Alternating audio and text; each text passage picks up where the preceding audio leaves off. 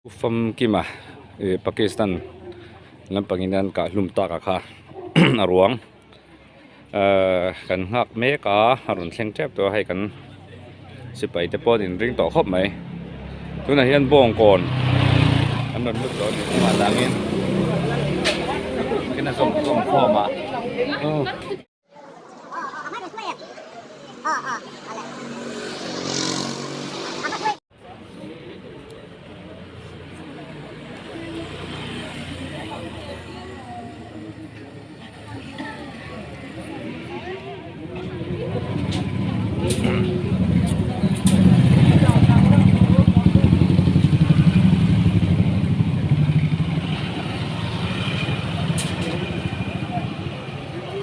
arwang thleng chia tian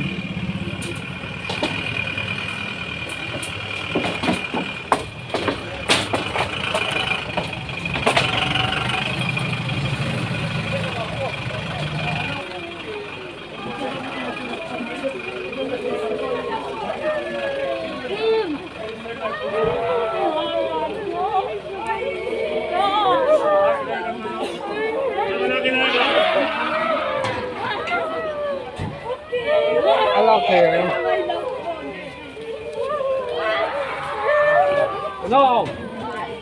Uhili tolong mi. आराम से चल। देखो। कोई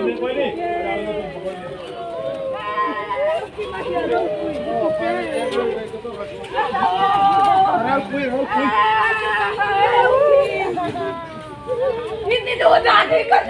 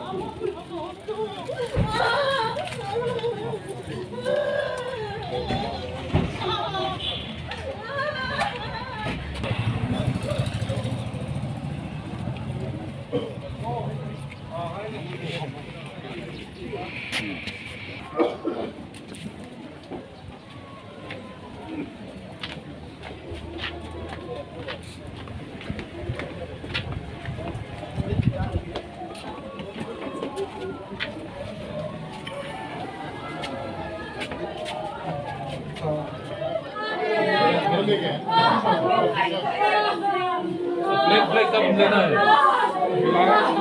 वहाँ देना पड़ेगा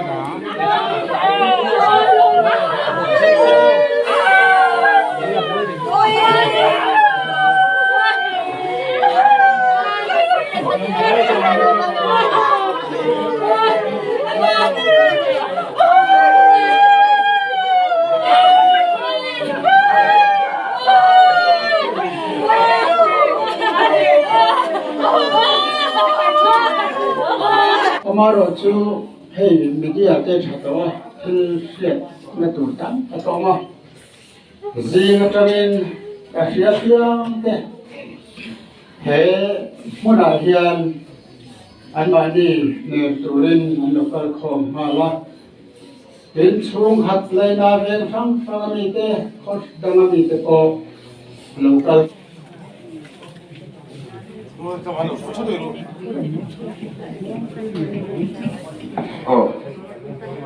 đặc biệt chú nghĩa arim chùa lúc là chú xuân sống của anh hậu là chú yên mà ở chú lúc Nigeria anh ya với đi sầu nó bị đổ xìa và chuẩn bị xin chú cần y tế nằm tiêu riêng cái số mà thì những cái món in cái nó chân cần hôm mà một đủ tan khi là lại nó bắt chuẩn cần xin để mấy tủ rạ ngay là thang lại chuẩn bị cái cái này xịt thế là một đủ chuẩn khi là cần hàng số dân đem ra cần xịt tủ rạ ngay là cái đó số cái này không được tủ rạ ngay không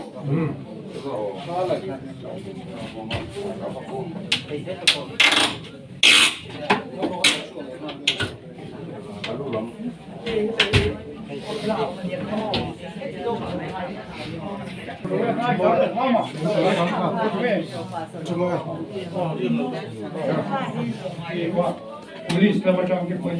Sen khatu kuang hon si mia lo ke pun ke. Dua sei pathian zara. Ni zana history ka ke ka. Pawo matama.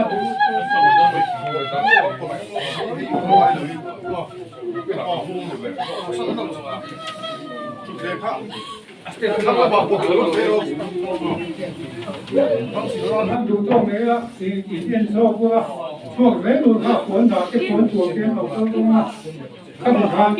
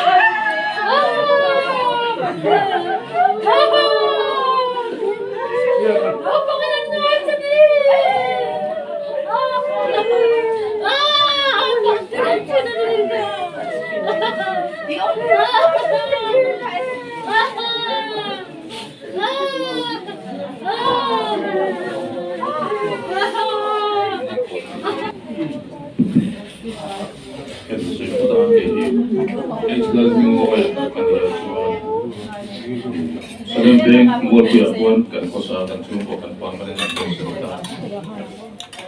Kami so pada kan lung lihat aron kos tinggal di wilayah datang cuan. So tang lung lihat so kan minta ta cuan bui panau ke cuan ikan kumruk so sudah lama. Kan bui panau ke bui lung lihat cuan lama kan baik kan udah saling biar tu orang banyak. Cuan Muna po yan kung ito yung dimintihan ka rin. Iyo kikat rin din maro. Oh. Cuan okay man yan na anjan kita pwede kan soy yan. Sami so parukan medyo macam yan. Jodoh aron kaya zuma kan pacarian ka katamain siya. Chini macun dak dinti lihat karon pecina ilung lejangan kita omlai kan cek mantawa soon kan aron peka talong mah kanin ko may sabi membawa soan sa isong kulihat kan pacalian kan ularin agak kan tanta kantal tahawa miso cek katepan sukha amero chu omnaray daw miso ramaray daw kete karuket kum kate omho kan application dia kap cuma macam kan posting atas sakap minco san tadi lah bagaimana sok cuan macam lihat kata miso kan omta cuan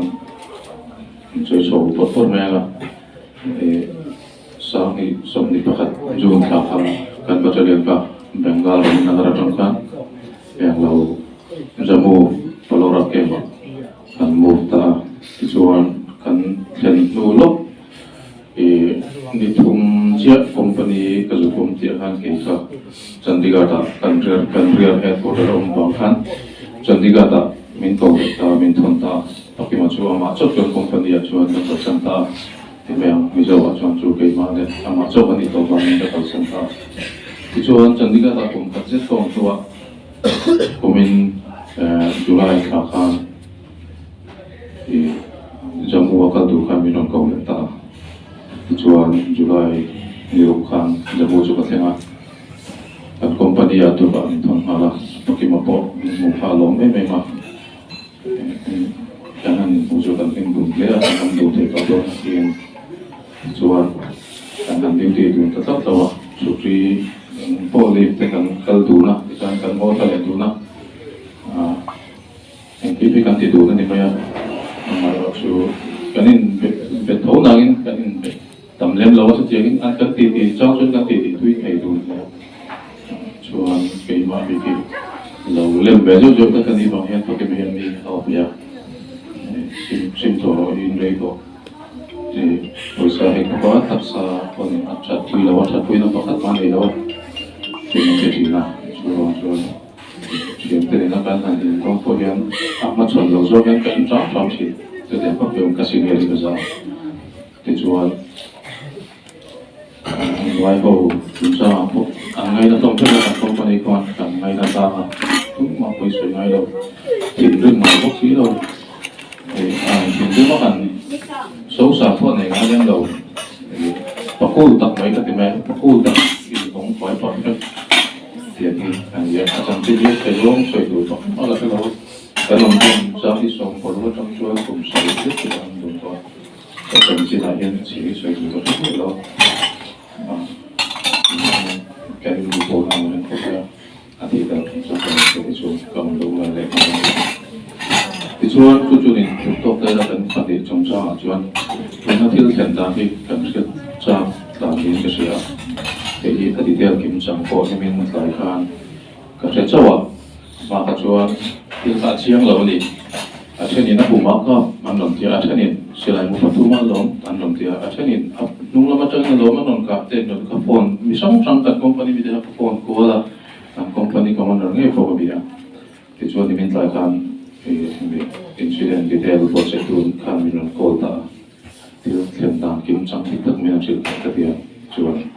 kasih adik apa dia kau asyik kan tak apa cuma coba orang silang setia dia asyik zana duty yang kau dar som pagi kata duty itu kah anita amah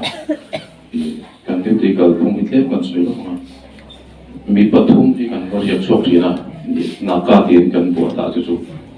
patum kah dar kotian khatib itu makan semai lalu dar kot cuma sompani cuma dar tum cuma dar ukti hangkan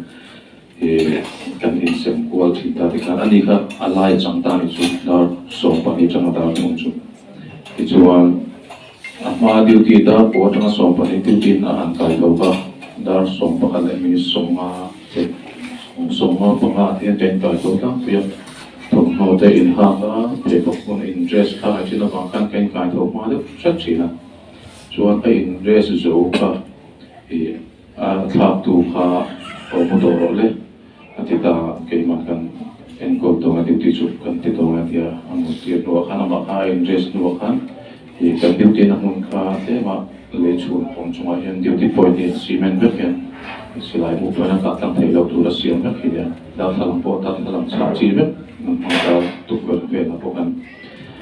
soan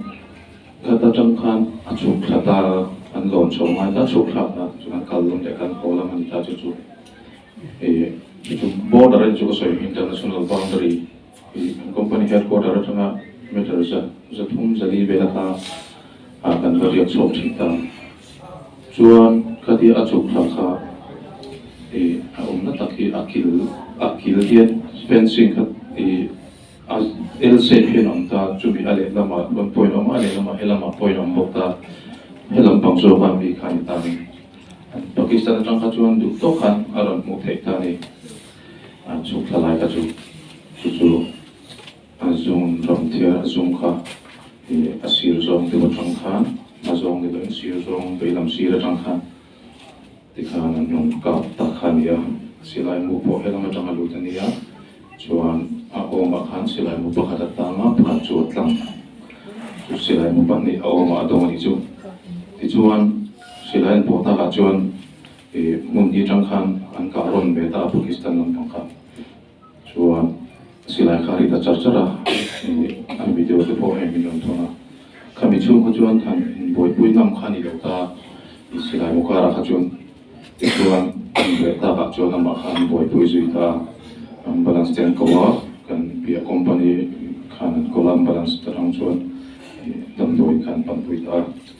thisen te kha lo lo nem to wa han unconscious khan ma chuan dam doi nan thlen no minute som vela khan atlin to lo chuan chumi chu report chumi non peta chu zo dang chu